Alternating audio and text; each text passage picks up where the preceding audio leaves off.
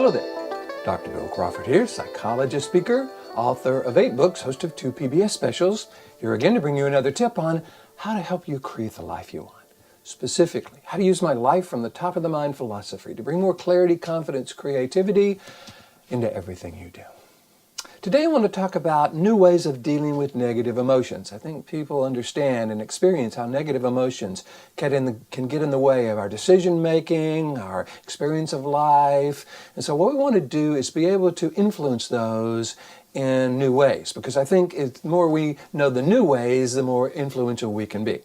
So I've got 4 new questions that I think can help us, because I'm a big fan of questions. I believe questions actually determine what part of the brain we're in. So when we're asking, man, why do they do this to me? Or why do I always feel this way? Or why did this? Or what's wrong with me? Or whose fault is it?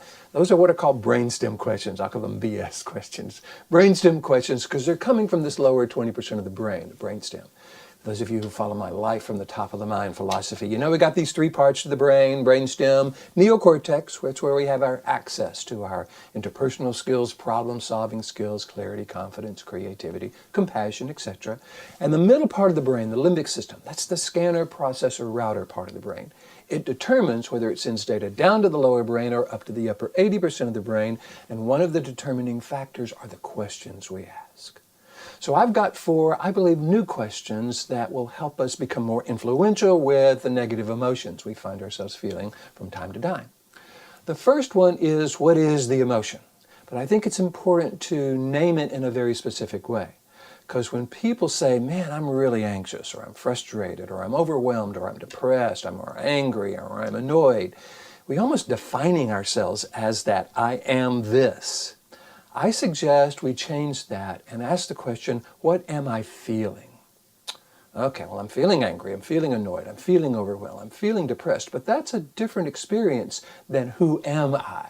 What am I feeling allows us to have some degree of objectivity, because we're looking at feeling the emotion versus being the emotion. Important. Question number 2. How long would I like to feel this way? I love that question, because it's something that we rarely ask ourselves. Now, I think it's important to recognize we have the right to feel as bad as we want for as long as we want. Let's just name it. What, like a month, a week, a day, an hour, 5 minutes, 5 seconds? What is it? Just determine how long you would like to feel, however you're feeling. And look at the watch, look at your phone, make a determination on that, so that you know that this is how long I want to feel it. I can feel it as long as I want. I have chosen, we make choices from this upper 80% of the brain to feel it this long. So once we know what we're feeling and how long we want to feel this way, now we want to shift from a focus on the problem to a focus on the solution. All right, if I don't want to feel angry, stressed, frustrated, overwhelmed, depressed, annoyed, etc., how do I want to feel? You know, if I were choosing how I could feel in this moment, what would it be? Clear, confident, creative, happy, compassionate, excited, persuasive, influential, whatever it is. You want to get really clear about what you're going for, because we stop things from the lower brain, we start things from the upper brain. So you don't want to spend a lot of time worrying about worry, or worrying about anxiety or frustration or anger. That's trying to use a negative emotion to deal with a negative emotion. It doesn't work, throws us into the brainstem. But when we get really clear what we're feeling, determine how we want to feel, how long we want to feel it, and then get really clear, okay, here's how I want to be. And now we can talk about how we want to be, not just how we want to feel. I want to be more confident, I want to be more creative, I want to be more successful, I want to be more happy, I want to be more excited, I want to be more, whatever it is that you want to identify that and get really clear, okay, who am I when I am being that way? Have I ever been confident and happy? Well, of course. What does that look like? What does that feel like? If I were to kind of embody those feelings, what would it look like and feel like? And then the 4th question, remember we're talking about how are we feeling? How long do we want to feel that way? What do we want to feel instead? The 4th question I think is really important, and that is, how important is it that I shift from this feeling to this feeling? You know, when I'm doing my presentations, I talk about my life from the top of the mind philosophy.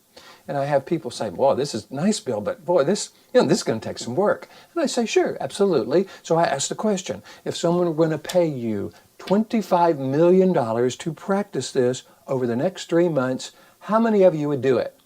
Every hand shoots up. I say, great.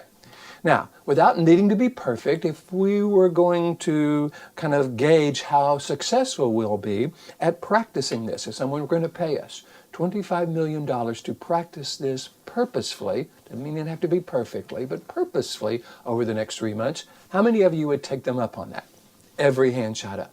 See, what we've just done is we've made it really, really important. Someone's going to give us $25 million to do this. Well, yeah, absolutely. I'm all in.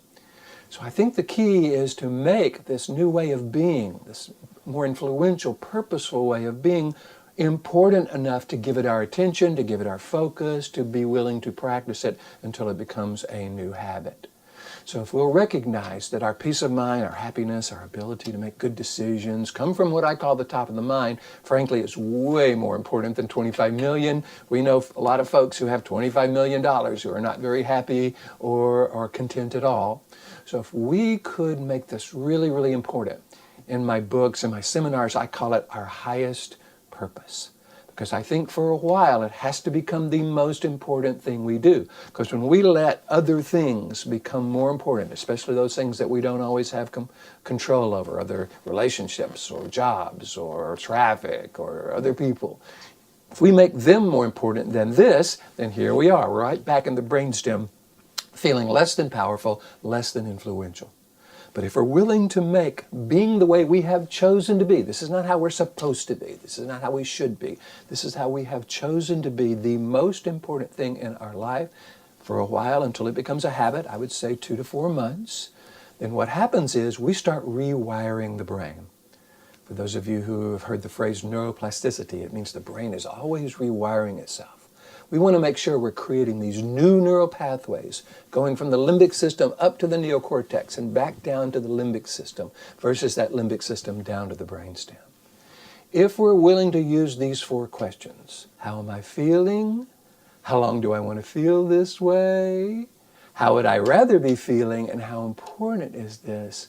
I think what can happen is we can begin to bring new awareness into our ability to deal with negative emotions. Remember that quote from Albert Einstein, problems cannot be solved at the same level of awareness that created it. I'm hoping these new questions will bring new awareness to your experience of negative emotions and help you be more influential in dealing with them in the future. By the way, if you would like me to come to your organization, your church, your school, show everybody how to use the brain, be more purposeful in dealing with everything, better decision-making, leadership, negative emotions, whatever.